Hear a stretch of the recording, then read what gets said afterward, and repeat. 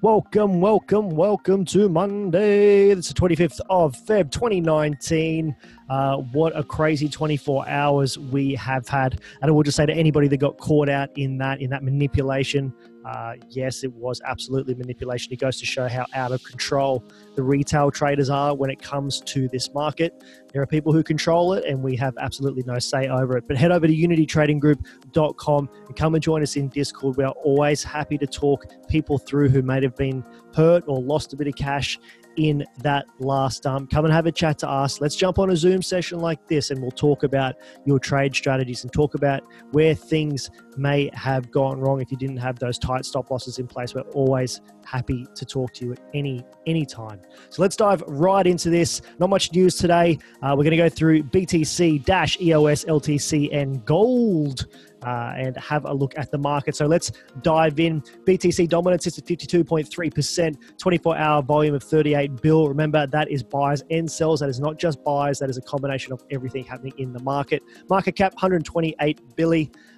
Change in the last 24 hours, Safe, Theta, Odom, and then we have the stable coins here as well. We've got a really great stable coin video and guide coming out in the next couple of days. Head over to unitytradinggroup.com for more to see that when we release it as well. Biggest losers, Nexo, Aurora, Ontology. After that great run, you would expect the pullback as well. Holo, and of course, these coins are being affected by the BTC dump, as we would call it. But this one in particular had a great run, only to come crashing down. All right, let's get into the charts. BTC USD. We got, I wouldn't say lucky, because we had been saying for days that 4.2 was going to be this key area of resistance just below our supply zone there. We got within about $8 of our overall target at 4,200, but closed early Sunday anyway we got 53% in the bag for that trade before this almighty dump. We didn't catch the drop because we were asleep, but we woke up to find alerts going off, but by then it was a bit too late, so we didn't manage to flip any shorts, but that's okay. You don't catch them all, and just like when you get hurt in this market, there is always opportunity for another trade. A lot of people still claiming we are bullish, but that sort of sell-off and how easy that red candle ate through the books just confirms our thoughts that there just isn't the buying volume in the books we need to sustain these moves. And unfortunately, we think it's back down. Most likely we go in this short-term ABC correction. So now we'll be looking to enter a bear flag with laddered short orders in case we wick up. In the short, we're thinking 3,500 should be an easy target to reach. But, we still have our long-term targets with fiat buys at around 2,800, 3,000, with a lucky dip at around 1,800. We will not be leveraging any trades at those levels, though, because the price action will just simply be too brutal to catch, in our opinion. And one thing to remember, too, as well, is to always keep your eyes on long and short orders in the Bitfinex charts. They can give you a pretty good overall market sentiment on BTC and who the leverage traders are backing as well. So like I said, we're expecting to maybe pull up to around the 385 mark and then continue in this C leg for this corrective move down to around 3,500. That was brutal. Next, we're going to dive into Dash. We did get lucky. Our bag filled early this morning with a touch on the 61.8, and our average entry price is now around the 0.20850 mark. We still got that 1.272 target in mind, but if the BTC ABC correction plays out, we may have to cut ties with Dash earlier than what we would have liked to and secure a small profit and look for a re-entry once BTC has finished flopping about as it does. I will be thinking short-term potential rejection at the 38 mark, the fib mark, which is around the 2150. Maybe a nice early exit for a small 3% scalp. Might seem dismal, but we're not one to counter trade against BTC. We know that BTC is king. So this was our zone here as well, channeling within this channel perhaps as well. So we're looking for it to sort of come down and we'll take that small percentage profit. And this is the 1.27 mark here for 15%. All right, let's dive into EOS as I zoom back in on the chart.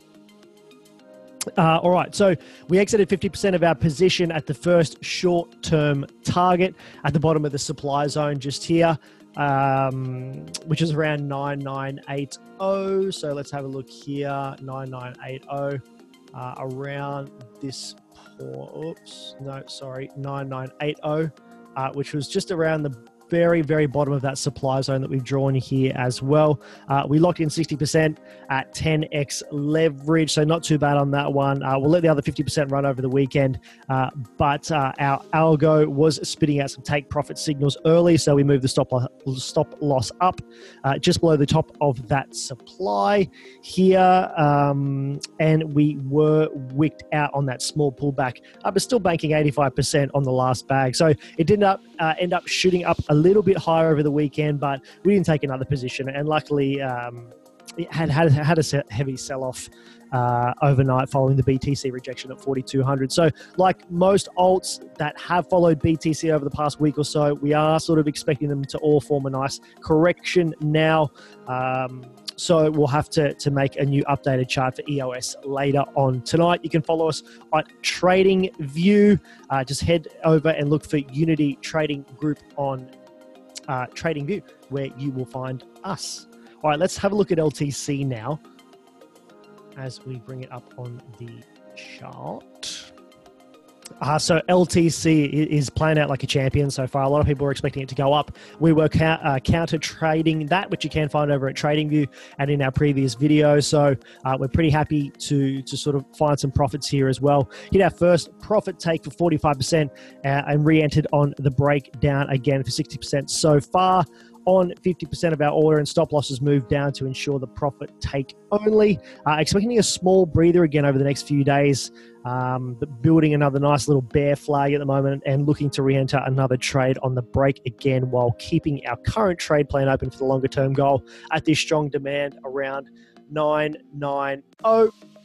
Where we go? What are we thinking? 990 around this point here. So sort of midterm, we're expecting a retrace down to this point here. And then, it's either way from there.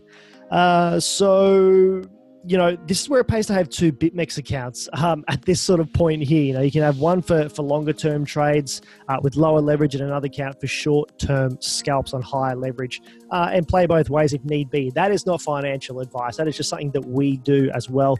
Open a second account if you haven't already done so by heading over to our TradingView account. It takes more focus to play two accounts, but if you're a dedicated trader, it is a pretty great strategy for playing both sides of the market on one instrument. Again, that is not advice. That is just purely what we do, and we like being transparent with what we do, and I hope you enjoy it. So let's have a look now at gold over at forex.com. We have been diving into gold and silver and the ASX and the FX markets as well, again, which you can find over at our Discord. Head over to unitytradinggroup.com. Come on over in Discord. We like looking at the metals. We know in times of uncertainty, they are a great hedge, gold and silver in particular. So interesting times ahead. We are looking at the weekly chart here. Let me bring this up. Yeah, so, with all the talk of the next big recession on the horizon and many markets reaching all-time highs and taking big dives, governments falling deeper and deeper into debt, the housing market's long overdue for a downturn, and the banks playing out all sorts of buggery on interest rates, particularly here in Australia, no matter where you're watching that from. Australia is pretty effed at the moment.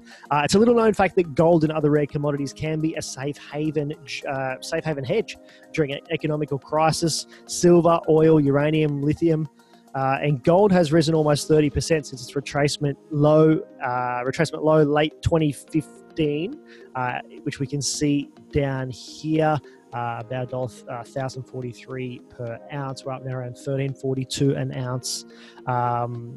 And, in our opinion, it is at a key level of breakout, not just from an overall downtrend, but a key level of resistance that has failed to break 5 times since 2016. So as the global economic climate draws closer to a boiling point, we do wonder if this will be the catalyst for a breakout. So 40% push back to all-time highs, which was in September 2011, which is this point just here.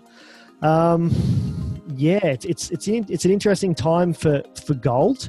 And after the run up from the last recession, some 600% from the very start of the tech boom, or the dot-com bubble, whatever you want to call it.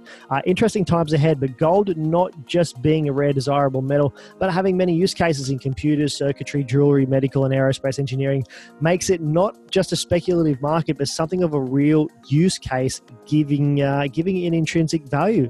Unlike fiat currency. Change our mind on that one.